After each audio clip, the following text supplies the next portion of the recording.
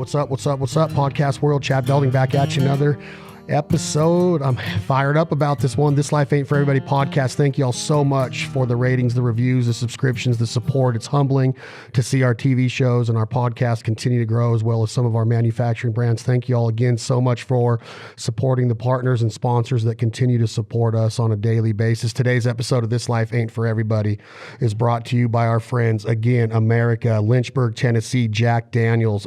Enjoy it responsibly, but enjoy it, whether it's quarantine, hunting season, fishing season. Jack Daniels has always been there for us to create memories with and to help us through tough times and the good times. Jack Daniels, thank you all so much for believing in what we believe in, conservation and living off the land, being a provider. So please go out and support Jack Daniels, Lynchburg, Tennessee. But remember, please do it responsibly. And like I said, I'm fired up about today's episode. I got another bone collector with us. We're going to get to the bottom of where that name came from, because I can't seem to get it out of Waddell. I think he's messing with me. I think it came from a Julia Roberts, Denzel Washington movie, I think was in the Bone Collector. Today's guest is the one and only Nick Mundt. Nick, how are you, bro? Good, man. How's it going? Good. Am I on? Thanks for having me. Oh man, I'm so happy you're here, dude. It's our friendship's funny because it's like, and you tell me if I'm wrong, Nick, but I think we've always had like a mutual respect for each other, but at one time in our careers, it was you guys were focused on the Bone Collector, and then there was the phase of the hardcore, and then it became kind of like a competition deal, but it was never competitive with us. It was just always like, well, they're over there and we're over here. But we always seemed to like get along and like say hello and kind of give each other like that confirmation that, hey, everything's cool, we're buddies. But it seems like in the last 18 months, it's really been able to flourish and we've really been able to see a friendship blossom, I think, just because we have so much in common. Is that fair to say? Yes, for sure. And, it's kind of funny you say that because, some of my best friends in this industry are guys that are across the lines with other sponsors, different color camo and all that kind of stuff. And that just doesn't bother me too much. I'm not, my friends are my friends, and the people that I like are no matter what color they're wearing, I'm going to hang out with them. And, I never had any animosity toward anything you guys are doing. And I've just always been just a normal old guy, lucky to be, doing what I'm doing, and support the brands that, support me. But at the same time, I got friends all over that wear different things and do different things. So all good, bro. All good. Yeah. And that's what it always was. And I always got a little bit, not apprehensive or nervous. I just, you guys are Bone Collector, and you guys were really, you were doing big things. So like I would see it like a Kansas City Cabela's, or I'd see you'd come and represent hardcore once in a while. And I always wanted to be like, closer to you, or like talking to you and learning, because I got the utmost respect for what you guys have done at Bone Collector. And your stories, does it parallel Waddell's in the beginning stages in a way of in the right place at the right time, kind of with, and I want you to explain what I mean by that, but you were like scripted to be on Bone Collector or be a Realtree personality in the beginning, were you? No, basically how it all got started for me was, I'm a barber by trade, and in my hometown, I just did a lot of hunting, and then I was approached by a guy that I was actually helping his wife do some haircuts and stuff at her little barbershop that she had. And he was an outfitter. And so I had my photo albums and stuff there with me. And he looked through them. He said, man, would you consider coming to work for us as a guide? We could use some good guides. And I said, heck yeah. Well, then he was working with Jeff Smith from 7J Outfitters, who lived next door to him. And so I got connected with Jeff, and he and I hit it off right away. Started guiding there at 7J Outfitters. We guided for whitetails, mule deer, elk, turkeys, and antelope. And a few years in, the guys from Realtree, I think Jeff had been in business just like a year or two before I started working for him. And so we really got the ball rolling, and man, things were going great. We really built a really good whitetail archery destination there. And so he was approached by David Blanton at a show one time, I think at the Dixie Deer Classic in North Carolina. And David said, hey, we'd really love to come and do a show with you guys. And so Jeff said, that'd be great. You know, we could use the promotion. And we always, you know, I always liked the guys from Realtree. I mean, they're, you know, to me at that time, you know, there's only a few outdoor shows and they were on TNN. And so, Bill and David and Michael were the guys that I watched, you know, and at that point, Michael was just getting a little bit of airtime, but you got to see him quite a bit because he was behind the scenes doing some interviews and stuff like that. So you could really tell by Michael's persona that he was a cool cat, you know? And so, that very first season, Bill and David came and hunted with us at 7J, and I was guiding David Blanton, and he and I just hit it off right off the bat. And it was that very first afternoon, I showed him a bunch of the footage, you know, that I had been taking over the years. Jeff and Deb at 7J Outfitters have 5 kids between them. And so I videoed all their first deer and turkey hunts. You know, I'd always have my video camera when I was scouting and filming my clients and all that kind of stuff. So I just had loads and loads of footage. And back at that time, nobody was filming stuff like they are now. You know, everybody's got a camera now, but back then, I mean, nobody was really doing this. And so I sat down with David that very first afternoon, in the middle of the day. You know, in September, you hunt till 9 in the morning. You got a break from 9 to 3 o'clock basically. And so in the middle of the day, you take a nap and then you sit around and yuck it up in camp. And so, I asked David if I could show him some of my footage. And so I showed him, a bunch of deer footage and some really great up close turkey hunts with the kids. And he just said, man, he said, you run a good camera. He said, would you consider, you know, coming to work for us at Realtree? And I was like, yeah, like dream come true. Right. So, I actually went to Jeff and Deb and said, hey, you know, I had been working for them probably 5 years at this point. And I was one of their head guides. I had a camp that I was running for them in Wyoming. I had 7 or 8 guides under me, and Jeff basically just let me run the show in that camp. And so I asked him, you know, hey, this is something I'd really love to do, you know, and I just didn't want to burn any bridges because those guys are like family to me. And so they said, no, you know, it's a great opportunity, but they asked me to work for them for 1 more year so they could find someone to replace me.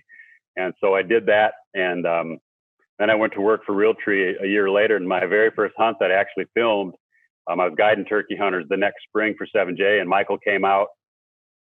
We got him his first Miriams, and I filmed it. And then, you know, it just kind of took off from there. And so for 9 years, I filmed for Realtree. And those first 4 or 5 years, I was with Bill Jordan exclusively. He and I would jump on his airplane and we'd fly to Montana or fly to Texas or fly here, fly there. And so I was Bill's right-hand man for, you know, those first, you know, bunch of years. And then we kind of started getting into Realtree road trips. And so Michael and our producer at the time, Steve Finch, had a good idea for this show. It was kind of the same time when all the MTV stuff was kind of coming out. Completely new look, new feel for the show with the way we do interviews now. And so Michael said, hey, we're going to be doing this new show, and you know, I'm going to have you as one of the camera guys, and you're going to be, you know, you're not going to get to hunt very much, but you know, you'll be filming usually whoever I have as a guest. So then when we're around camp, you know, we're going to film all the stuff that takes place around camp, all the fun, and play wiffle ball and pull pranks on each other. And that's going to be the meat and potatoes of the show, you know, our lifestyle, because people weren't really showing that. You know, they were showing the, you know, scoop up a plate of food and sit down and a few things here and there, but then mostly it was set up, the kill, the recovery, and, you know, stuff like that. So in a 20-minute episode, you were getting some meat and potatoes of the way camp life was. But what we really wanted to do was show the back scene and show just how much fun we were having in camp and what really goes on, you know, instead of just kind of the cutaways in the tree. Everybody knows what happens in the tree. And so we started that off, and man, it just, and let me say too, at that time, Michael was getting sent out by Realtree every weekend. He was doing shows, you know, he was doing appearances here and there and trade shows and retail appearances. And so, you know, his persona really started to grow. And, you know, everybody knows Waddell's personality. I mean, he's a super fun guy, full of baloney, can talk to anybody. And, you know, he's just meant to be where he was. You know, he's just an old redneck from Booger Bottom, Georgia, with a heating and air conditioning degree. You know, doesn't come from any money. His dad's a hardworking construction guy.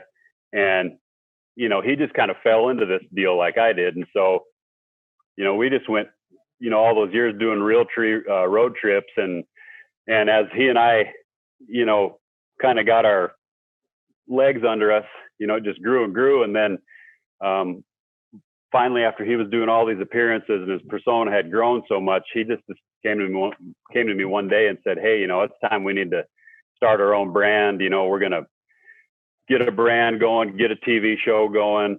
And of course, we're going to get our blessings from Realtree to go out on our own, and hopefully they'll sponsor us and support us." And so, we went through all that kind of stuff, and then we started Bone Collector, and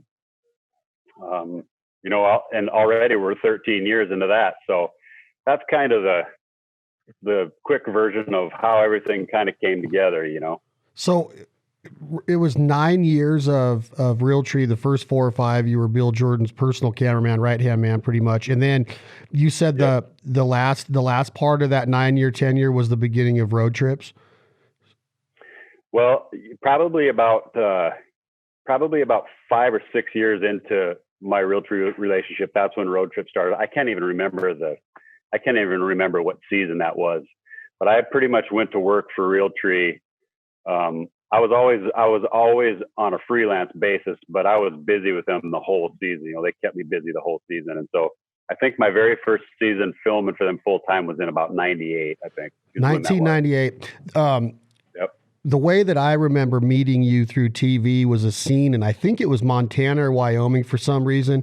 And I want to say you're either at a lodge or a motel, and you got your butt pushed out and you're leaning over a banister up on an upper deck, I thought, looking out like over either a parking lot or a field. And it was like, I don't know if you had Billy Bob teeth in, I don't know what you're doing, but you were kind of doing the redneck. And I think you might've just been in some tidy whities. And do you remember this scene at all? I think so. That was probably Colorado, I think is where that was. Is it one of the first ones how did you transition from cameraman to camera personality before the Bone Collector days? Did Realtree, would Bill be like, "Hey, get a tag and we're going to film you now," kind of deal once he would secure? No, not too much. I mostly did my stuff, behind the scenes with Michael. So, he would hunt, and then a guest of his would hunt, and then I would be the cameraman for the guest. But then when we got back to the house, Steve Finch would be filming all the behind the scenes stuff, that we, and so then I'd get in front of the camera that way, laughing and cutting up and doing funny stuff, and, just being ourselves, and that's kind of where it all started. And then on a couple episodes, Michael talked David Blanton and let me hunt. I think probably the first episode that I really got to hunt on was we went to New Mexico with a guy named Perry Hunsaker. And first we shot antelope. It was a 2-part series. First we shot antelope, and then we went over and elk hunted. And he and I both shot nice bulls. And that was kind of my first hunts on camera as far as being on the TV show. I had done a few hunts on my own that I videoed, and they put them on Monster Bucks and a couple other videos. But as far as getting on the camera, getting in front of the camera for the TV show, that was about the first of it. And I'd say that was probably in about, I don't know, probably 2002 or 2000, somewhere in there. I'm not really sure about the dates, but so I assume that when this Miriam hunt goes down with Waddell coming to hunt with you, you had already probably been around Michael, being around Realtree and Bill, right? Had you already been friends with him at this point, or kind of? No, that was my first one. That was the first trip. And ever the crazy met him? Part was, dude, no. But as soon as we met, I mean, you want to talk about freaking, we had a blast, and we still do to this day. That very first hunt though was crazy. He got there in the evening, and we met and messed around a little bit, and then at Jeff and Deb's house where they used to keep their hunters, they have a big nice lodge now, but back in the day it was just a little house in town in Sundance, and the basement was kind of made into a place for the hunters, and there was 2 or 3 bedrooms down there, and the one big bedroom had 5 or 6 single beds in it, no windows, cinder block, super dark and cold in there, great for sleeping and napping. And we woke up that first morning, and I sang some goofy song in the dark, and Waddell started laughing, and then it was just on, man. We had a freaking blast. even to this day, we get together and it's just, just a couple of idiots. We just have so much fun. And to be honest with you, and this is honest to God truth, and he'll agree with this. The only arguments that he and I ever get in is during scheduling for hunts, because I want to be everywhere and hunt everything. And he's like, you can't do it all. He just gets pissed at me because I want to be hunting all the time, Yeah. So, but that's it. It's evident that y'all are like, just best friends. And then at the same time, T-Bone is coming up with kind of the behind the scenes Jeff Foxworthy, the T-Bone character through some of the Real Tree TV shows. And then he's a part of Road Trips. Is that correct? Yeah. T-Bone had a part in Road Trips too. And, T-Bone's background is competitive archery. And so he had, when he got out of high school, he had a really special talent, and his family and friends all really pushed him to pursue his talent. And so he just wasn't sure about it. He didn't have a lot of confidence. So he moved out to California, and he actually became a Chippendales dancer. And, it was just one of those deals. He was doing a new move one night on stage, blew a knee out, and, then that's how he got into archery. So, but T-Bone. Are you being serious? No. I don't know if I'm supposed to sit here and go, yeah, that sounds realistic. So the special talent coming out of high school was Patrick Swayze dancing? Right. You don't ever see too many Chippendales dancers with T-Bone's physique. So, no, I'm kidding. Let me ask you this about T-Bone. How thick is his skin? Because it seems like there's a lot of those kind of jokes thrown around by Michael on the show. Little jabs about the diet or the extra plate, stuff like that. And then when we were in Nashville, Waddell took another jab at him, and the friendship's awesome, right? But when you preface this by saying coming out of high school, he didn't have a lot of confidence. Does he now, to where he can take that, or is it only allowed by Nick and Waddell? Well, yeah, you know how you have brothers, right? Oh yeah. So at times you hate your brother and you want to just kick the living crap out of him. But anybody touches your brother, it's on. Yep. That don't fly. And I got 3 brothers, and that's how we were. We always brawled, and we had our differences. But you lay a hand on my brother, you got problems. So T-Bone can give it out too. That's what T-Bone's known for. T-Bone's a great big guy, and that's what T-Bone is. And we all rib each other. Yeah, we ride T-Bone a little bit hard. But it's just part of our friendship, and we've laid off him a little bit, over the years. But one thing you won't ever hear me, I don't ever tell T-Bone, I don't ever say anything mean, you're a fat ass, or, right. Stuff like that.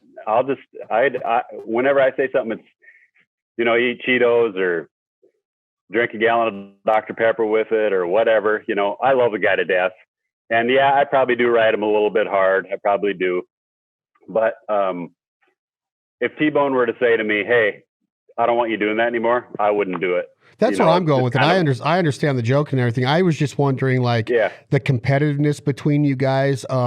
It's just like there's never been a sign of ego with you guys, meaning that, Waddell had his personality coming up, and then you and T-Bone came in to the Real Tree family, and then there's this opportunity for this brotherhood of the bone collector, and you guys have obviously taken it to limits that even surprised you, according to T-Bone and Michael. When I've talked to them, is we thought we'd get 1 season under our belt, and we were prepared to go back to our day job, right?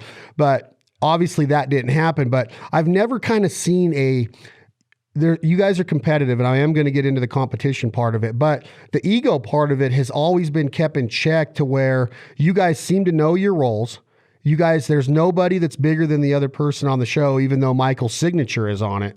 And you guys have always been that support system, but celebrities in your own way. And I know that that's a word that we shouldn't even use because it probably wears you out to hear that, but you are very recognized in the sport. You do sign a lot of autographs. You sign a lot of hats. You take a lot of pictures. And you're just this normal dude that was a turkey guide and cutting people's hair. And has it been a hard transition? Because I can imagine for somebody like a T-Bone that didn't have that confidence, like you said, coming out of high school, and maybe wasn't the most athletic guy and I'm just assuming, right? And you look like more of an athlete. You got the real good looking you're in shape and you're a good looking guy.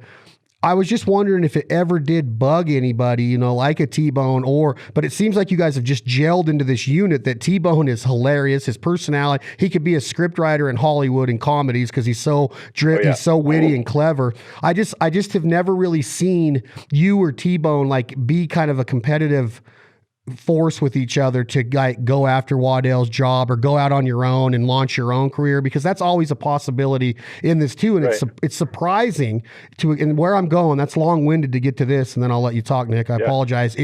No. When you have as much success as you have had together, it's not very often that stays together without seeing somebody jump ship and go and think the grass is greener on the other side. And now you got Nick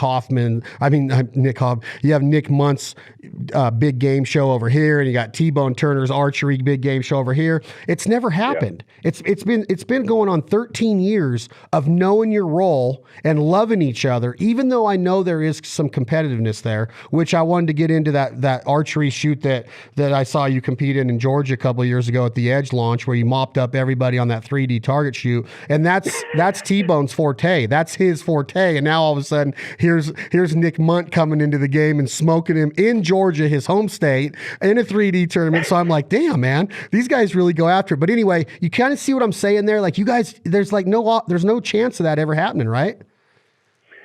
No, as far as T-Bone's concerned, T-Bone is one of the best guys you could ever meet and be around. I mean, he's up tempo, he's fun. He's not one of those guys that's going to, piss and moan around if something's not going right. He's always on as far as his attitude. I mean, great attitude. And when I was talking about coming out of high school with no confidence, that was a total joke. T-Bone's loaded with confidence. You won't find anybody more confident than T-Bone. He can get in front of a crowd. He can talk and talk and talk. He can introduce himself to anybody. I mean, T-Bone is a professional. And really, when it comes to traveling together and doing appearances and doing shows, I mean, we always have fun.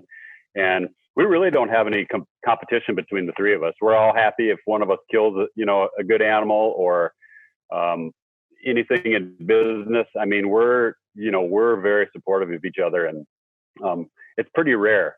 And, as far as me, going to do something on my own, I just really like what we've got going here. We've got a great team. We've got a small team, that work at our office. And so everybody's real tight knit. We don't have this huge giant company. But when you work with guys like T-Bone and Michael that are just up tempo and, never anything negative, it makes it really easy. And I just feel like our personalities gel. Each one of us kind of has our own little thing that we do. And, it's just been nothing but good. I can't even think of anything bad. It's very rare, though, Nick. It's very rare, in my opinion, to see. Now, I'm not saying that there's not other TV shows where there's personalities that are all individuals, and then they come together, and one guy might be filming in Iowa and a big buck up there, where one guy's down in South Texas or something, and then the footage all comes together, and you make an episode out of it, and you have some transitional interview scenes. But this is different because.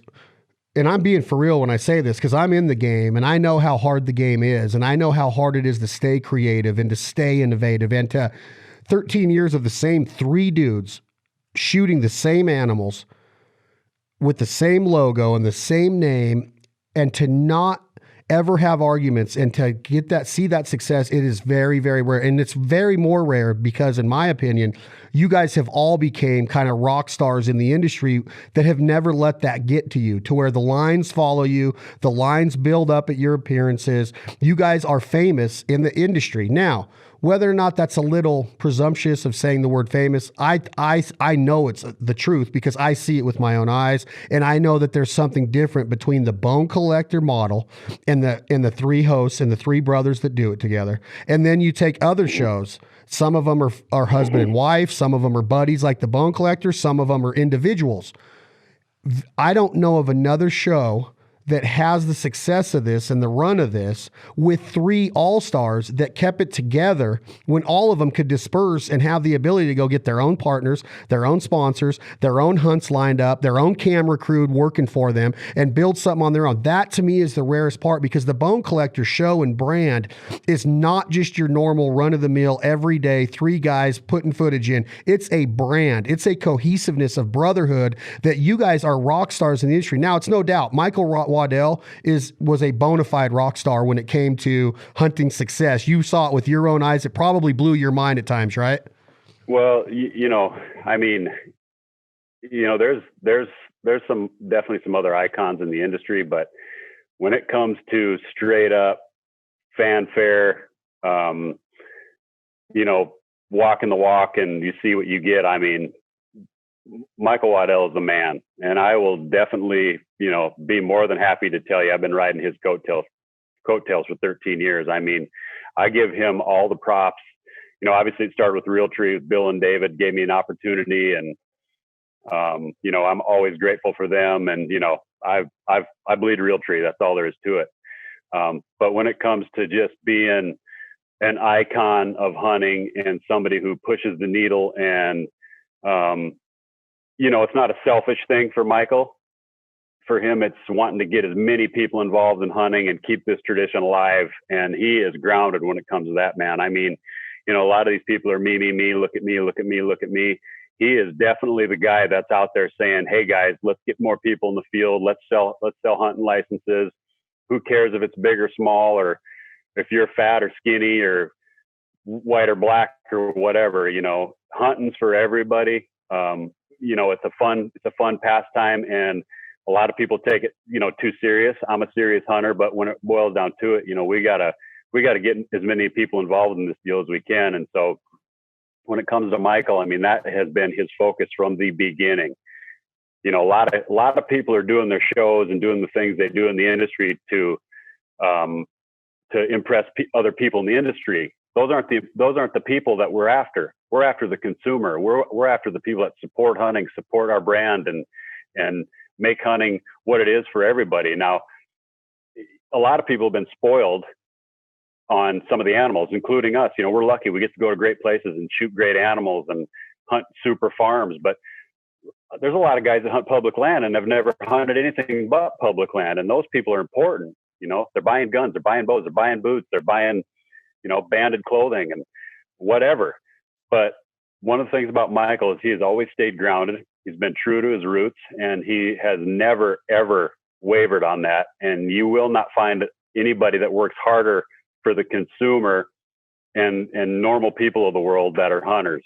So, that's just kind of how he's been. And thanks to him, I've been able to come along for this ride for all these years. And, he's been just nothing but generous, a great boss, first of all, a great friend, second of all, and then third of all, just somebody who really, really is for hunting as a whole and not just me. Yeah, I think that you could come off, if you were Michael Waddell or Nick Mundt, and looking from the outside in, well, who couldn't kill an animal on that ranch? Who couldn't kill an animal on that farm? You guys are hunting the cream of the crop. And this is the way that I look at it. And I hope that people can understand that when you were a barber and you were a guide, you were a hunter doing the same thing and applying your set of skills. You have a specific skill set that has allowed you to accumulate the amount of bone, the amount of memories, the mounts, the taxidermy, the stories, the camp life. That's a skill set that Nick Mundt has. Now, looking from the outside in, it's easy to throw rocks at that, things that shine and go, well, if I was there, I could do that too. And that's not true. And that's the thing about the statement that you said of your guys' mission or your thought process is, hey, you guys are in the truck with us. You guys are part of this brotherhood. That has inspired the Foul Life to do what we do. If it wasn't for Bone Collector and what Waddell's ideologies were, there would be no Foul Life. I would not be in the TV game. I would not be driven to get that message out there. Now, I don't want to be Michael Waddell. I don't want to be Nick Mundt, but I do like the fact that you guys have had that voice. And my whole point in that, Nick, is that you guys could very easily go and film on public property if you had to. But one, there's a lot of things that you have to look at of filming on WMAs and filming on public property in different states. When you're on private property, it gives you the ability to develop a story and the sense of the hunt. And that's what you're giving that viewer. And you're giving them inspiration to go get in their truck and become a better bow shot, a better archer, a better stalker, a better scouter, a better cooker, a better barbecuer, a better husband, a better friend, somebody that knows how to cut up and have fun, doesn't have to curse and be all rowdy and drunk and all of that stuff all over the place. You guys have done it right. And that's the important part of the brotherhood to me, is that, yeah, you guys get to hunt the finest places in the world, including Indian reservations and Africa and Canada, and Waddell's down in Cabo while you guys are up doing your thing. And it's a great life. But the work ethic that went into achieving that is what people have to understand. If you want to get there and you get an opportunity presented to you like you did by you being a good person and cutting hair the right way and having good conversation and showing good animals, and then having that opportunity to show some video, the door's open. And when the door's open, you didn't like kick them in and go, Nick Mundt is here, and I'm here to kick ass and take names. You said, this is what I can do. This is my skill set. Then Blanton sees it, and Blanton goes to Bill Jordan. Bill Jordan goes, heck yes. And you did it right. So if everybody took it, that is the example of, hey, when the opportunity presents itself, don't worry about if Nick Mundt gets to hunt private property now, or that him and Michael Waddell get to travel to go do this. They're doing this sport and this lifestyle and this culture of the American hunter justice by showing this lifestyle can be so rewarding from just normal dudes that grew up in Booger Bottom, Georgia, another Georgian in T-Bone. And then you're just a guy from the Midwest, upper Midwest, that is a completely different character than somebody in the South. And you guys all gelled, and you're able to tell that story. That's the way that I look at it. And that, I think that that's a motivating factor that, my line of questioning can be different, is that I just kind of see where the motivation is. Like, are you sure, Nick Mundt, that you've never had the thought process of going to your wife and going, you know what, I am awesome at this? Like the Rodney Carrington, the Rodney Carrington skit when he starts to be a boxer, and he's like, I think I can whip somebody's ass, and his wife's like, you're going to get your ass whipped is what you're going to do, kind of attitude, right? But he's like, I can box, I'm good, I can hit this. But anyway, has it ever happened, Nick? Have you ever woke up and said, you know what, I got all this notoriety now. I'm big now. I can go and do this on my own. Have you ever even thought one time that you could go do this on your own, or been tempted? Has there ever been temptation for Nick Mundt to leave Bone Collector? Well, I've been offered to do a few things here and there, and it just never really made much sense. I mean, I don't know. I just think the team that we have, I'm a loyal guy. I've been with the same basically 3 companies for the last 25 years, 7J Outfitters. I'm still loyal to them, still work with them, still hunt there, Realtree and Bone Collector. And so I just have never, I've thought about it a few times, but if I did go do something on my own, I would still do Bone Collector, but I'm not, that's not what I'm looking for. I'm content with what we're doing here. I think we've made a great impact. I think our brand is strong, and, the guys that I work with are great. And, I get to live the kind of lifestyle that I want to live. I get to go hunting for a living, and I just really enjoy it. And, sometimes it gets discouraging when you post a picture and people say, oh, well, you should, if you're such a badass hunter, why don't you come to Pennsylvania and try to shoot a deer like that? Well, yeah, I probably can't go to Pennsylvania and shoot a 160 because there's not many of them running around there. But I always feel like if I do come up there to hunt, I'm going to have a good chance of shooting the biggest deer that's in the woods of wherever I'm hunting, whether he's a 3x3 or a 120, that doesn't matter to me. People always kind of give you crap about, you just hunt the best deer farms and the best places to hunt. Well, the truth of the matter is all the biggest deer, this deer that's on the wall back here is a 226-inch buck that I shot on public land in Arizona. My 2 biggest elk that I've ever killed came from public land. My biggest moose that I've ever shot, I shot on public land in Alaska this year. He's going to end up being, I think, right around like number 9 or 10 all time, Pope and Young. So it's not, it doesn't have anything to do with, I just love hunting. And when I was growing up, animals to me, they've just been my whole life. I love animals. I'm a animal behaviorist. I study their patterns and their habits. And when it comes to like equipment, T-Bone's the bow guy. He sets up all my equipment, sets up all my bows. And I'm just not a big technical archery equipment guy. I take T-Bone's advice. He sets me up. I can shoot well, but I'm more into the animals, And so when people say, only way you can kill a deer is if you hunt, some good farm in Iowa or Kansas or whatever. Yeah, we do hunt good places, but it took me 20 some years to get to this point where I can hunt some of those places. And I just feel like I can go to any place. And if there's, I feel like I can study the lay of the land and get it done there. It's not just, everything's not just in a can and tie it up to a tree for you. That kind of stuff kind of hurts sometimes when you hear that, because I feel like I am a pretty good hunter and I've honed my skills over the years. But you're a better guy. And I hope that people would hear a conversation like this and hear the words come out of somebody like a celebrity hunter, quote unquote, Nick Mundt, that it does hurt sometimes, because you're just a dude that has fun in camp, and you respect this, you respect the resource, you understand the behaviors and the natural instincts of the wild animal.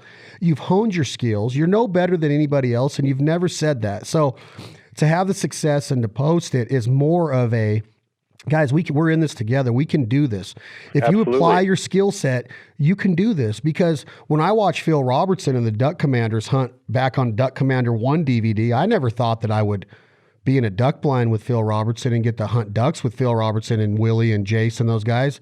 And then when I did, I was like, man, they're just nice guys that love to duck hunt. There's nothing special about them. There's not doing. And that's the thing, is that if somebody came to camp and sat around a fire with you and Waddell and T-Bone, and you had the guitar and Waddell had a tambourine and T-Bone had his Billy Bob teeth in, it would be the most fun. Like, you're just with your buddies cutting up. And that's what they need to take out of that is, yes, the success is there, but there's also a lot of failures, which that you always turn into success. And that's the story I wish people would take before they hit that send button to degrade Nick Mundt. Think about what you're doing. You're hurting the man's desire. Not that they're going to do this to you personal, but you're potentially hurting the man's desire to keep putting himself out there to promote this lifestyle that is so important to be promoted in the right light. And that's what Nick Mundt and the Bone Collector team do. So before you hit that send button on a keyboard muscle comment that nobody cares that Nick Mundt can't kill a big deer in Pennsylvania, which I would put my money on that you could probably walk there from where you're at right now and have one down by tomorrow evening at sunset. And that's just, take more out of it than just, oh, Nick killed another Nick's a freaking badass hunter. That's why he kills big stuff. There's the difference in that. And yes, he has developed a lifestyle that he is allotted to do that. So instead of hitting that send button, let's work a little bit harder and maybe get some advice from Nick to where maybe you can get there someday, because there's not a better lifestyle out there than what Nick's living if you love to hunt. So don't hate on it, just enjoy it. That's right. And that's kind of, you get hate from people that don't get to go hunting in other places. Well, I just think everybody, if you come from a place that, doesn't have a lot of big deer and you want to try to shoot a big whitetail, save up for 2-3 years and go and experience something different. I mean, anybody can do it. Some of the guys that you see that are coming on posting, oh yeah, if I hunted here or there, I'd do this or that too. Well, everybody can do it. It's just where you put your priorities. I see this guy, he's driving a new $70,000 pickup, but yet he doesn't want to spend the money to go to Kansas to try to shoot a big whitetail, because when you go there, if you've grown up in the Southeast or Northeast where, maybe the biggest buck you're ever going to kill or have ever seen in your life is a 130, 135 buck. You see 3 of those a day in Kansas. They might not be right underneath your tree, but put yourself in the position to go and get that done. And, I just love hunting so much. I started doing this because I love to hunt. It doesn't have anything to do with being famous or signing a hat or, I just love hunting, man. I love it. And what's the feeling that goes through your body, Nick Mundt, when you do see that though?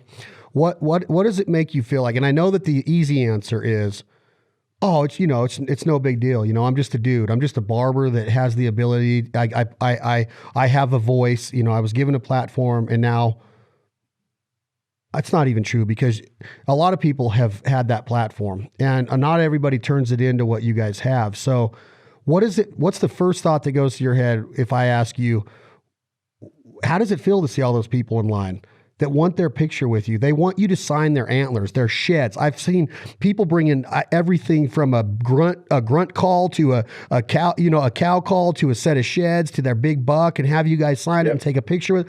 That is crazy. You guys are freaking deer hunters, man. You guys are not brain surgeons. You're not fighter pilots. You're not Axl Rose. You're not famous. And then you go and see you, and you're like, dude, this is the real deal. This is different. This is a different thing. They're being sought out to get their autograph because they're doing things right. How does it make you feel? And don't tell me the normal everyday answer, well, it's not that big deal, because it's a big deal, Nick. Well, I feel lucky as heck. And to be honest with you, I've been to different, meet and greets with so-called, famous people, and they'll stand in line for an hour and a half. And when that hour and a half is done, they'll leave 150, 200 people standing there and walk out. And, we just seriously feel super blessed to get to do this. And so if you've ever seen us at any of those shows, we stand there till the last single person comes through there, because we do feel blessed to do this. And, it's so lucky.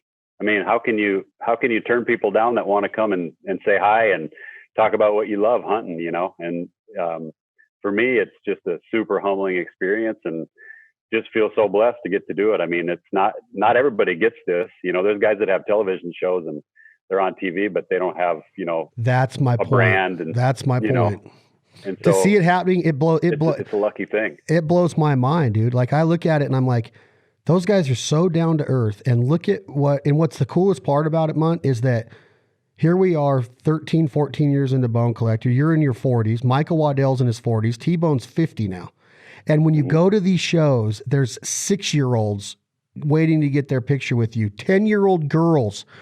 10-year-old girls with their first fork and horn, their first 4-point. I think a Southerner would call it a 4-point, whatever. Out here west, it's a fork and horn. It's Southerners call their stuff different. What is a 2-point called? Is that a 4-point in whitetail world? Yeah, that's a 4-point. I grew up in western South Dakota, and where I'm from is basically, it's the West. We got bighorn sheep, mountain goats, elk, mule deer, whitetail. So that's a fork and horn? When I grew up, it was a 2x2, 2x2. That's what I called it. Yeah, 2x2. Or fork horn. So you got these new generations, and this has happened every year where these new generations keep getting in the Bone Collector line. I've seen it firsthand. Now, Shockey, great voice, has people interested in getting his autograph all the time. I understand it. Absolutely.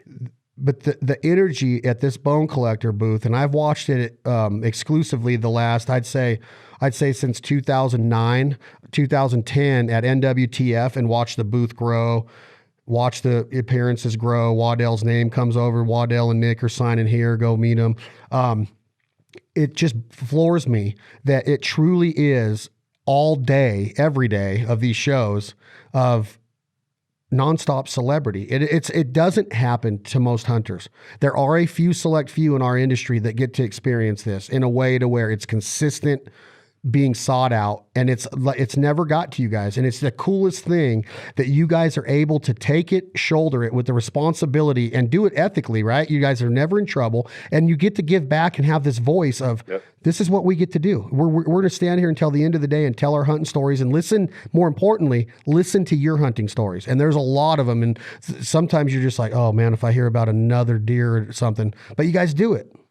We're just like anybody else, man. We're just, we love hunting, we love people, and the platform that we've been given it's just so big, it's just a huge deal. And like I said, man, I just feel humbled to get to do this, and I'm thankful to Michael for, seeing something in me that he wanted to bring on board and help promote hunting. And that's, that's in the end, that's what it's all about for us. And, hopefully that never changes, and hopefully we can continue on this platform. And, the shame about it to me is that a lot of people don't get to see our actual show because they don't get the outdoor channel. And, you know, it's just been so much fun. Every one of our shows is fun, and we're laughing and having a good time. And it's the real thing, you know, it's non-scripted. And I don't know, man, it's just been so fun. It's gone by so fast, like that. Like 13 years have gone by so fast. It's just been incredible. It's almost scary, isn't it? When you look at it, like, because we started the Foul Life and Bandit in 2008, and here we are 12 years later, and I'm like literally like a kid in a candy store, hoping that this virus surpasses. And I've had to cancel some turkey hunts, but getting ready for this fall, it's like we just made these memories. They're getting ready to go to air third and fourth quarter. And I don't even get the chance to sit down and enjoy those. And I'm already on to the next. And it's time to pump the brakes and go, look at this library. Look at this portfolio that we've been able to build to show the American waterfowler. And my goal always was, I don't have, 13 to 14 million deer hunters that could be potential fans. Right. Not everybody duck hunts. 2.5 million people at the most buy a duck stamp and go duck hunting for certain reasons, whether it's too expensive, whether the laws and how, all of the different things like being able to recognize or make sure that you could, tell the species of a duck and everything that goes into it. I don't know why it's never caught on like deer hunting, but it hasn't. And there's a lot that goes into that. And that's a totally other rabbit hole to go down. But my goal, Nick Mundt, was, what if we do show the culture that we get to live? What if we do show the processing and the butchering and the music and maybe it's a celebrity around campfire, or it's a 3-star admiral, or it's a guy that was in special forces, or it was this guy that works at Ronald McDonald House and loves to hunt and gives back through that. So I really was driven to try to use the Foul Life and Banded to show these stories. And that's what you guys have been able to do to bring notoriety to different, whether it's, this episode that you guys just aired with the tornado, right? I mean, I was just like, man, that right there, that entire episode and those interviews and those headstones and that guy's turkey harvest, that should have been freaking national news all day long of the human spirit and the way that hunting is therapeutic to the soul. And that is what the Foul Life, what I wanted it to become, was like, man, thank you for what you do for us. Here's what we can do back for you. I never went in the military. I've never served our country. I've never gone overseas. And I look at them and go, do you ever judge people that don't? And they're like, no, look at what you're giving back to us now. You're a warrior for doing this. And that's their gratitude. And we could never have enough gratitude for them. And what that guy went through with that tornado, I was like, man, I want to be able to tell stories like that. That was just so touching, right? That should be national news all day long of what you guys did with that guy. And just a really small percentage of the population will know that. Yeah. Like I said, the platform is amazing. And what we do with it is, like I said, we try to sell licenses and get as many people involved as possible and let people know that, hey, it's here for you too. I mean, there's some hunts that people think that are out of their reach, but they're really not. I mean, with a little savings and a little perseverance and some research, I mean, there's a lot of great things that people can do. But like I said before, for us, it's just spreading the good word about hunting and getting as many people involved and doing what we can to promote the sport. Because when it comes to Second Amendment rights, being able to have guns and being able to pursue these animals, it's a big deal, and there are no better conservationists than hunters. All these other PETA and all these people can say what they want, but nobody puts their money where their mouth is like hunters do. They're not out buying habitat. They're not, moving species around. They're not saving the sheep. They're not saving the moose. They're not saving caribou. They're not banding and moving waterfowl and all that kind of stuff. Hunters we're where it's at, man. We're the ones that are protecting these species. In fact, look at all the species that we're hunting. There's as many now as they've ever been. If hunters were, protecting and taking care of the California condor, they'd probably be all over the place. You know what I mean? Guaranteed they would be. That'd be crazy. We're the greatest conservation group in the world, and nobody can argue that. They might want to, but people say, how is it good to shoot an animal to conserve it? Look at the species we're hunting. It tells the perfect tale. We're killing the biggest animals we've ever killed. World records are being broken every year. I mean, take a look at a guy like Doyle Moss. The guy has multiple world records. He's got multiple state records. He keeps breaking them every year.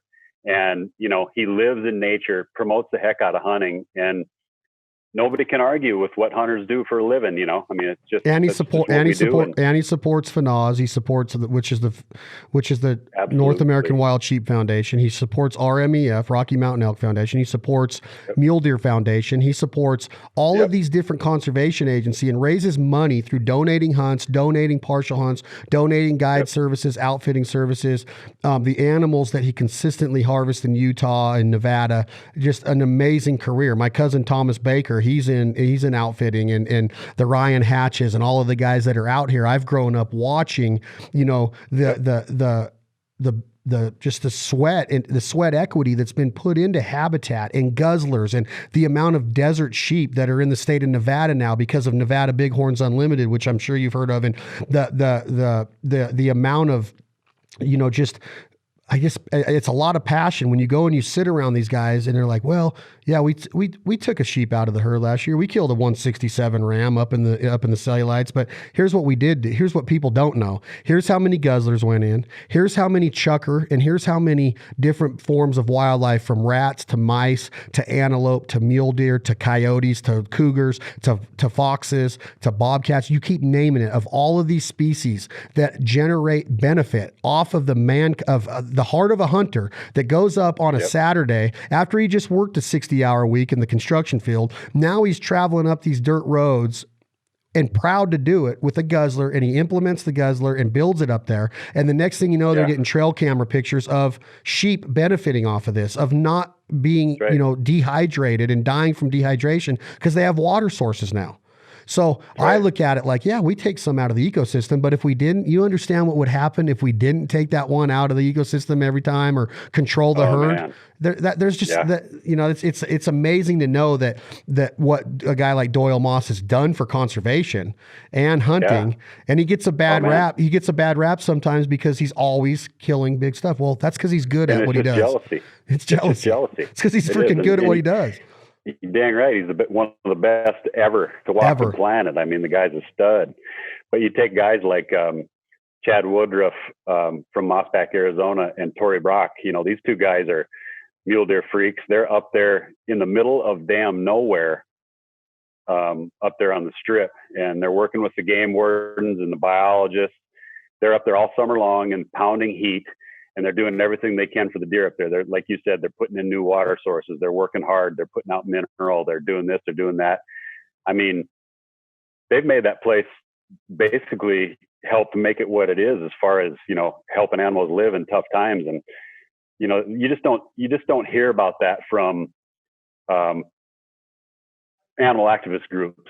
You know, they're just, you just don't, there's no credit. All they can think about is the death of an animal, and it's just not right. You know? And hopefully other hunters that are the guys that we started this conversation a few minutes ago about, you know, the public land guys, the guys that are going and getting their applications and looking so forward to that and putting in for tags and drawing a group tag or a party tag with your dad and your brothers or your friends, and you're going out.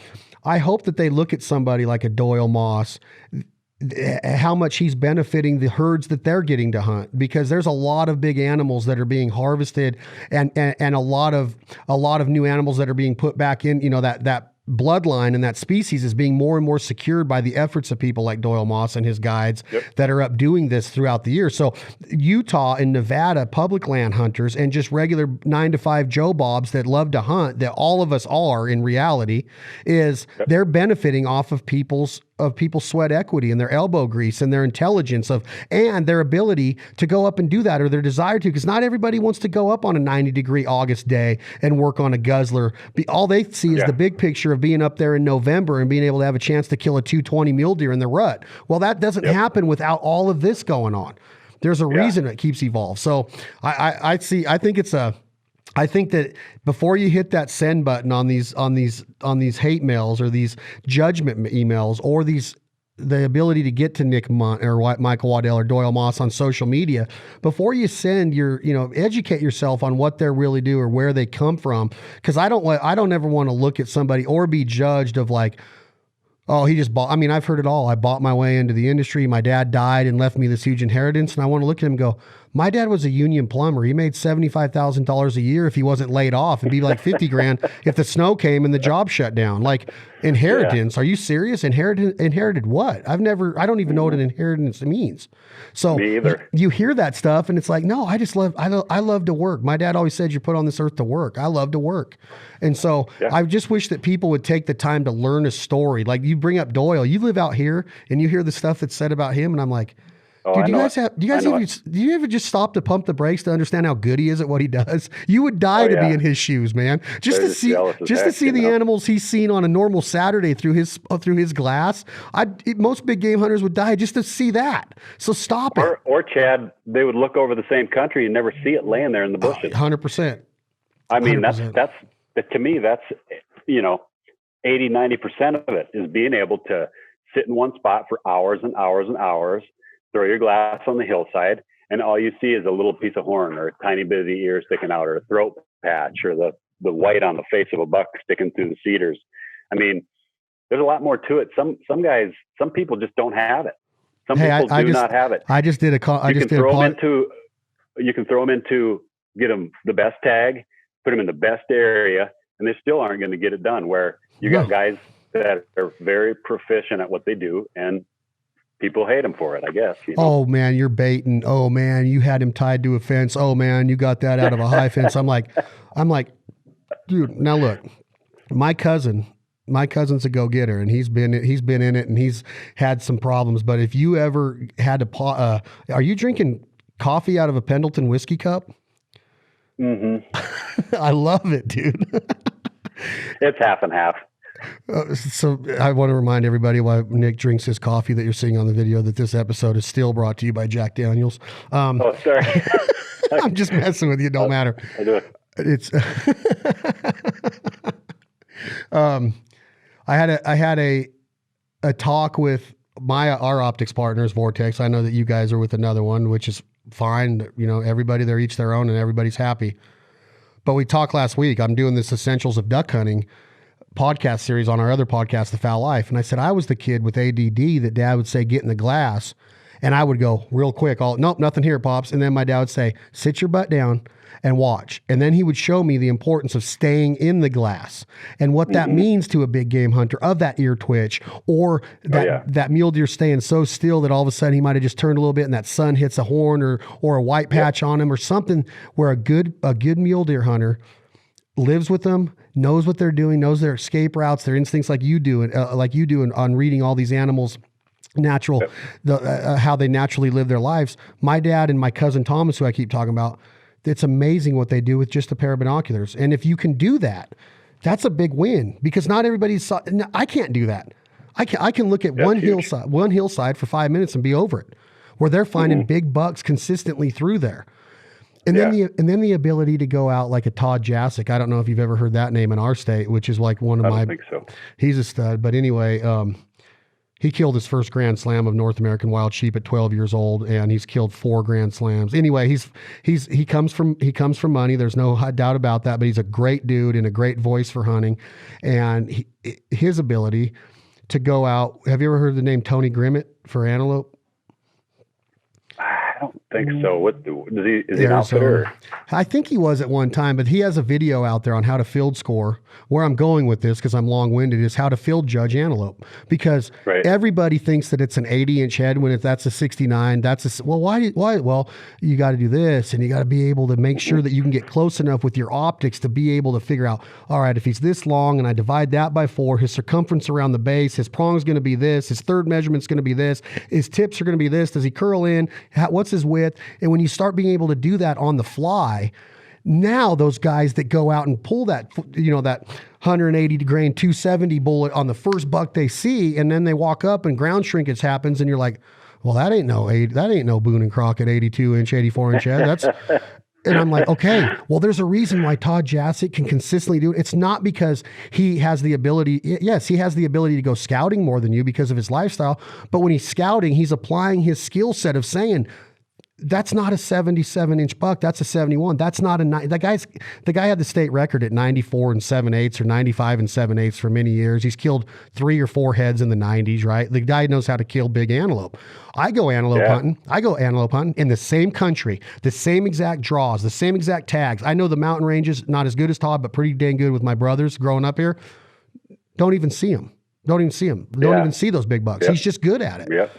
So time spent. But you know what the common denominator is? You know what the common denominator is, Mundt? Is that he gets so many people saying the worst things about him and his family. And I'm like, are you kidding me? Like, have you ever sat down with Todd Jasic? That dude would do anything for you, man. He would take the shirt off of his back in a snowstorm if he saw you stuck out there. So stop the hate, man. Stop the violence against good hunters. Stop it. You know, it's like quit hating on people because they're good at what they do. Because there is a difference. Funny. And that's the whole thing I started this with, is that the whole success of Bone Collector is different, man. What you guys are experiencing in life is so much different than what most TV show hosts experience. And whether they want to admit it or not, because I'm right in the thick of it and I've never seen anything like it. So it's a cool thing, and it's awesome. My line of questioning was to see how you have shouldered it. You don't get jealous. You don't have an ego. You've stayed humble. You've stayed down to earth. You've stayed rooted. And that's why the success is there, that you've never got bigger than your britches, and you've stayed the course. And that's a success story, man. Yeah, like I said, man, I just feel lucky to get to do it. And so I don't think you'll ever see me going there. That's just not the way I am. And I'm not really wired like that. And it does hurt when people, give you a bad rap, and 99% of it's good. 99% of people are very supportive and tell you congratulations. And, I would never go on somebody else's page and post something negative. Like, I would never do that. It's crazy. And I just don't understand that. And, a lot of times I want to comment back and I just don't, because it's just not going to go anywhere, so I just leave it. Usually the people that are, making comments on the post or whatever, they take care of it, and people will comment back at the person making the negative comment. But I just try to keep it positive, share my lifestyle with people. And I know I'm lucky. I know I am. I feel that every day. And so when I post a picture of an animal that I shot, it's not because I'm bragging, it's because I just want to share it with people. And it was a great experience for me, and what I live to do. I literally live for this stuff. It's not just something I'm doing just so I can get on TV. I mean, I live for hunting. I love it. Well, the way that I look at it is, if a big thing that we talk about in our sport, in our lifestyle, which is, I don't know of a cooler way to live. I really don't. And I always talk about people that golf, and I always look at them and go, I don't understand why you golf. And I really do know why they do, because it's great. And I don't do it because I suck. But I still think that duck camp and hunting camp is the best place to really get to know somebody, and to jive with somebody, and to cut your teeth with somebody, and to form a friendship and a brotherhood. I truly feel that in my heart, that there's not a cooler way to live in the world. Now, this is being judgmental or opinionated, which I've been accused of being opinionated, but I'm always just stating what my opinion is. I don't tell people how to think. I'm simply saying that to hone your skill sets like Nick Mundt has, and to be able to get that close to that big of a deer, that deer and that moose, mind you, people, that deer and that moose and that elk are that big for what reason? They didn't come out of the womb like that. They have survived many a seasons to grow that amount of inches of bone on their head. So to get in there on a deer or a moose or a caribou or whatever species you're hunting, elk, sheep, whatever it is, to trick those savvy animals that have been in the wild for that long, that's a skill set. Then to be able to process it, butcher it, show your passion for the art of it and the taxidermy, and preserving those memories and those stories, eating that wild game and serving that bounty, which I know that you love wild gaming. There's not a cooler way to live. You're living off the land. Yeah. You're living off the land, man. There's nothing cooler. Yep. And you're giving it to your kids. You're every day you walk into your wife, you talk about out kicking your punt coverage. You're a good looking dude, man, but that's a whole other podcast too, of how you landed her, because she's like the prettiest girl in America. Congratulations. And she's a sweetheart. Yeah, man, that night on the bus in Nashville a couple months ago was special, wasn't it? With Brent Cobb. That was a blast. That whole event you put on was really cool, man. We're going to do it together this year. I put the bug in Waddell's ear that I want to do Bone Collector Foul Life one for next year. I think it'd be killer. I think it'd be man, awesome. that would be fun. But Heck anyway, yeah, a those lot of skill fun sets stuff. are there. And what a cool way to live life. So my whole thing is that 15 years ago, Nick Mundt didn't have the ability to put that picture out there and say, hey, look at what I do. He's never once said, rah, look what I do. He's saying this, and this is where I was going with this again, is that in this industry, the most important thing that we can do is try to develop a mentorship program to help people get started, because you and I might take it for granted that because we grew up in it. We came out of the womb and been in the mountains, right? Now you have the ability to mentor somebody, or at least give them the thought like, wow, I want to live that life. I want to live off the land. I want to learn how to be a better archer. I want to learn how to be a better stalker. I want to go live with the animals and catch fish and cook them on the creek bed and figure out how to do a shore lunch.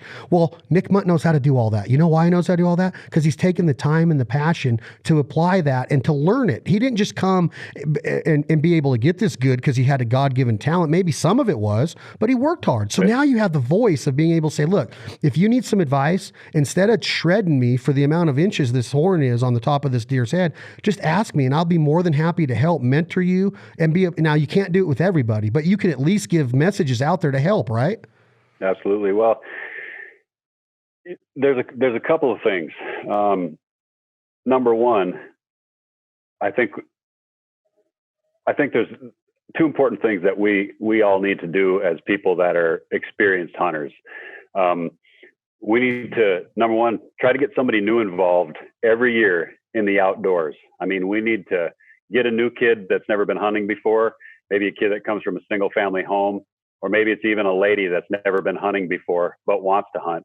We need to involve them as much as we possibly can. And number two is become a member of some kind of conservation organization, whatever that is, whether it's Ducks Unlimited, Mule Deer Foundation, Rocky Mountain Elk Foundation, Safari Club, blah, blah, blah, on and on and on.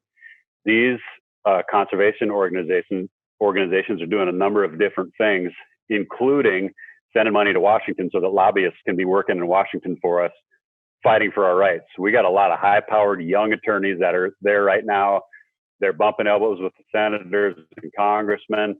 They know the issues. They're passing on the issues to the people that don't know the issues, because let's face it, a lot of our congressmen and senators don't know what the people are thinking as far as in Wyoming and Utah and Nevada, as far as what's going on public land, stuff like that. So these conservation organizations are funding the lobbyists, the attorneys that are working for us and for our Second Amendment rights. So two of those things: get somebody new involved in hunting and become a member of some kind of conservation organization. Freaking huge.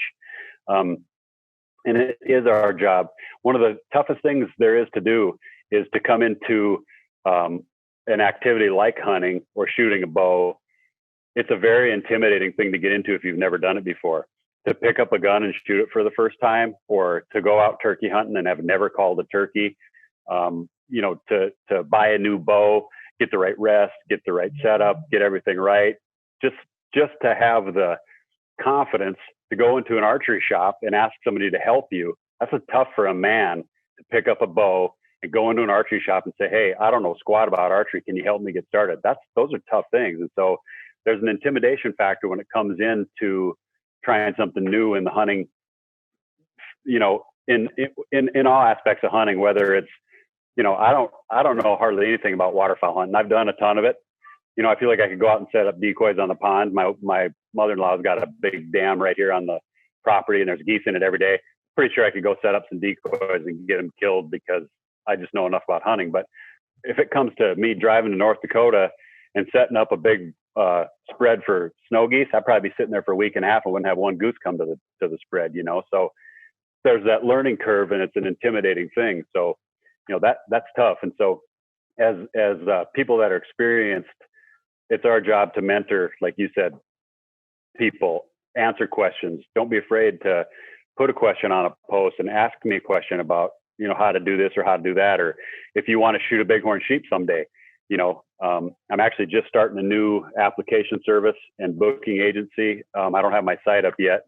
It's going to be called the Mundt Agency, NW Mundt and Associates Adventure Agency is what it's going to be called. And so people will be able to contact me. I can help them get in for different tags throughout the West. So, just little things like that. So how do I kill a big mule deer someday? Well, you got to get into the units where the big ones live. Or if you want to kill a sheep, you're not going to be able to afford a $60,000 sheep hunt. I can't.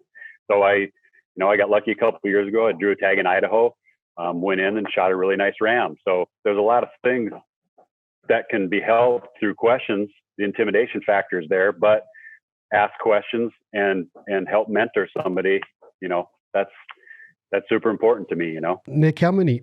And you don't have to tell me the exact amount, but how many DMs do you probably get? I can't imagine Waddell's, but I know that you're right there with them. How many do you get a week if you had to average it? I get quite a few, and sadly enough, I don't answer all of them. You can't keep up, right? Because I try not to just focus 24 hours a day on my Instagram, because I can get caught up in it pretty heavy, and then I don't get stuff taken care of that I'm supposed to. It's pretty addictive. But I get a lot. I get a lot, and I get a lot of questions, on Facebook and stuff like that. But I don't get them answered. I don't get them all answered. I try to answer quite a few of them. You can't. But the point is that you're a voice that has the ability to get it out there. So, keep asking your questions. Don't take it as a knock or an insult that you don't get an answer back, because that is a full-time job. And I was trying to let these people know, like, you will get inundated with them. Like, it's amazing how many will come through because of the access or the people's ability to get to you. And we all have it. I mean, if I wanted to send a private message to Lou Ferrigno right now, I could. I grew up watching The Incredible Hulk, and now I can just go, hey, Lou, had this bicep workout come up, was wondering what you think of my pipes. Is the vascularity there? Yeah. He's probably not going to answer me back, but I have the ability. So don't take it as a slight from guys like Nick, but just know that they're trying to get to him, right? And that they're putting out enough good information out there for you to ingest and get your start. Because one of the questions I get asked the most is, I want to do what you do. How do I work in the industry? And I never know how to answer that. I never know. I tell them, networking, being able to talk, being clean cut, being ethical, being educated, get your education, learn how to juggle, learn how to network. Yeah, you can blow a good duck call, but a lot of people can. Yeah, you can kill big mule deer, but can you go and be a good voice and do that? Like, it's up to you.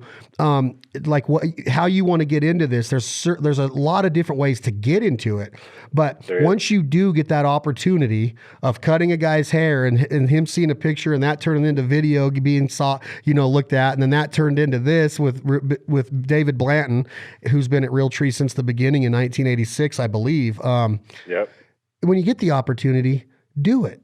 Think positive, stay optimistic that it can happen. But if you're not going to make your living in the hunting industry, which it's very few and far between that make their living in the hunting industry, doing it. But if you get a chance, take advantage of it. And we get that question all the time. I want to do something in the hunting business. And so my advice is always, immerse yourself in the industry in some capacity, whether that's working at a sporting goods store, going to archery shoots, trying to get on some pro staffs, go to all the shows and meet people and meet outfitters, become a guide. To be a TV personality these days, it's tough just because it's so saturated. And, now with the internet, anybody can have their own TV show on the internet. You may not make any money off of it, but you can have your own program. I mean, it's at anybody's fingertips if you want to do the work to make the production. Yeah. But I think the biggest thing is, and it's not just with this industry, it's with anything you do, over deliver, get your butt out of bed in the morning, do what you say you're going to do, be personable, be positive. There's a lot of things that can be said for that. And whether you're driving a dump truck for the city or running a jackhammer, or you're trying to do a hunting show, being courteous and positive and being somebody that over delivers is key to it all. Well, so great. That was well said. Like, perfect. Like, exactly the business of the hunt is like exactly what you just said in a nutshell. Is if you practice those little things, do it. Think about how courteous a guy like Nick Mundt is before you send that message. First of all, if you're going to send messages like that, the chances of you getting into it are slim and none, in my opinion. You can't have that attitude. That you cannot go into it with a competitive, you're better than anybody, or jealousy or envy or anything like that. Stay optimistic and keep a clear head approach about it. That if you want to get into it, do exactly what Nick Mundt said. Be courteous. Over deliver, shake hands, understand networking, understand the negotiation of a contract or an agreement, and that there is a business part of this. But the more that you do those little things of being ethical, being responsible, being courteous, courteous, and understanding those little traits. Then you can come into this thing is so driven by those little things that you just said. It's amazing. So yeah, and things don't happen overnight. I mean, people kind of saw, all of a sudden, we had, for me anyway, Waddell different, but during kind of the road trips days, the persona was kind of building, and then all of a sudden people just saw me, boom, Bone Collector started. And it's like, they thought that I just out of the blue, just boom, I'm on a TV show. Boy, he's lucky. And I mean, I worked my ass off for almost 15 years. No, you not according to people. Not according to people on the internet. You didn't. So, do you remember my first question? Is your friend. Do you remember my first question about, was it scripted? Friend. Was this supposed to happen? If you, I think the talk is awesome. I think what you've built is awesome. I know a lot of it had to do with being in the right place at the right time, but I will tell you this. Absolutely. I will tell you this, Nick Mundt, that happens a lot of times in this world on a daily basis. People are there. They just don't know it, or they don't know how to recognize it, or they don't have the ability to put themselves in the right spot once they're in that right position to open that door and to take the next step. And you did it, and you did it through humbleness. You did it with kindness. You've done it with sincerity. You I've always been very polite to everybody and always the first to say, hey, what's going on? And I think that all of that wrapped into this message that now you have the ability and the platform to deliver. I want more of it. The world of the hunter and the fisher and the conservationist and the archer and the rifleman and the muzzleloader and the slingshotter and the bobber fisherman and the fly fisherman, we all deserve to have people like you, or we should all be more humbled that we have people like you and the Waddells and the T-Bones to help guide hunters through this, to motivate them, to show them the right way to do things, to never forget about your roots, to always understand first and foremost that we're going to have fun, and the respect for the animal, and that there isn't a such thing as just, if we kill a 140, hey, we're as happy as when I got my 189 in Kansas. It's all hunting. Absolutely, man. That's one of the things I love the most is, after the kill, getting it in, hanging it up, spending time with it, cutting it up, caping it out. I mean, for me, that's just, I love that part of it. And the time spent after, I love to get my hands bloody. It's just, to me, it's just the coolest part of it all. Once it's all done, you get that heart pounding action, but then when you're done, you get to spend all the time getting it ready, prepared it for the freezer. And, like I said before, it's just a humble deal for me. And down in the barn, my in-laws have a horse farm here in Minnesota, and on the barn down there, there's a sign above the door that says, basically it says, for every door that opens for you, there's somebody opening that door on the other side. And I just think that's a key saying, because if it weren't for, number one, Bill and David at Realtree, I wouldn't be here. And if it weren't for Michael giving me these opportunities, I wouldn't be here either. So, I just feel humble and blessed to get to be working with those guys. They've opened a lot of doors for me and supported me, and, without any type of jealousy or animosity. They don't want to hold me back. I mean, those guys have just been so key in the success of my career.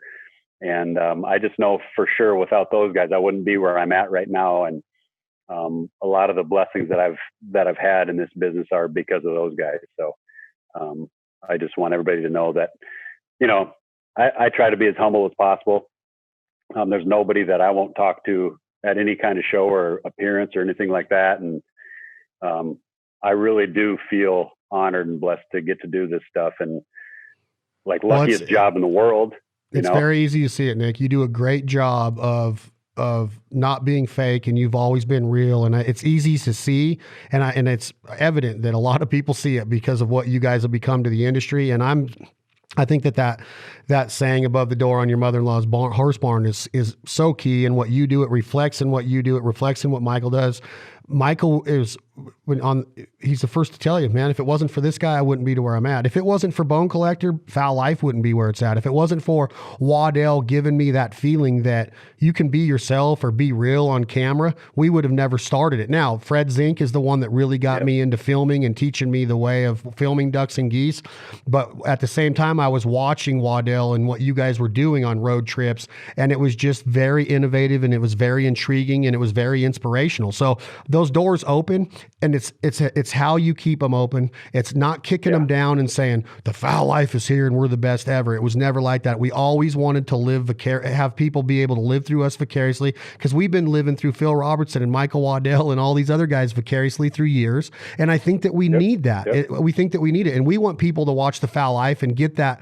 You don't have to be a duck hunter to enjoy it kind of attitude, because there is a lot of camaraderie in camp life, and there's a lot of giving back through it. And I think that through the heart of the hunter and the compassion that we have and the respect of the resource that we have as human beings and the way we were brought up, I want people to think about that before they hit that message. And by no means am I thinking Nick Mundt or Michael Waddell or Chad Belding or anybody is a victim. Send what you want, but just know that when you send stuff like that, it totally turns people off to wanting to help you. Let this be a motivational thing. Like, hey, anybody can get involved in the hunting and the great outdoors. It's there for us. We all have the right to go out and hunt. So let's do it right. Let's do it as brothers. When you see Nick and Mike, walk up and get, and if you don't want to get an autograph, shake their hands and just say thank you for being a good voice for this culture of the American hunter. And that's all there is to it. You guys are a good voice for what this culture is supposed to be.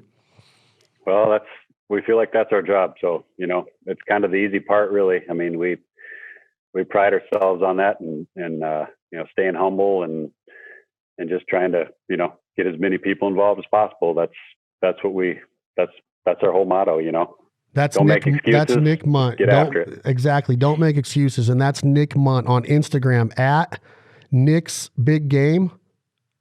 Oh, actually, it's at Nick Mundt now. It used to be at Nick's Big Game, but it's funny. I reached out to a guy named Nick Mundt, had that name, and I said, hey, I've got an Instagram account and I'm gaining a lot of followers, and what would it take to get your name, Nick Mundt? And he said, you can have it. It's yours right now. And then he clicked off it. I clicked on it, and he picked up cool. Nick Mundt 2368175 or something like that. But just super nice guy, is Nick Mundt, it's cool. So it's at Nick Mundt's Big Game. Just at Nick Mundt. Yep. At Nick Mundt now on Insta. Okay. On Twitter as well. Instagram and Twitter. You can find Bone Collector on the Outdoor Channel. You can find all of their past seasons on My Outdoor TV, which there's specials going on weekly. Look for new ones coming out of the Mo TV world right now. Nick Mundt, if you only got one musician to sit around the campfire with you. Oh, that was an easy one. It'd be the Hag, huh? Yeah. All right. You come in when you want to, but I'm going to start.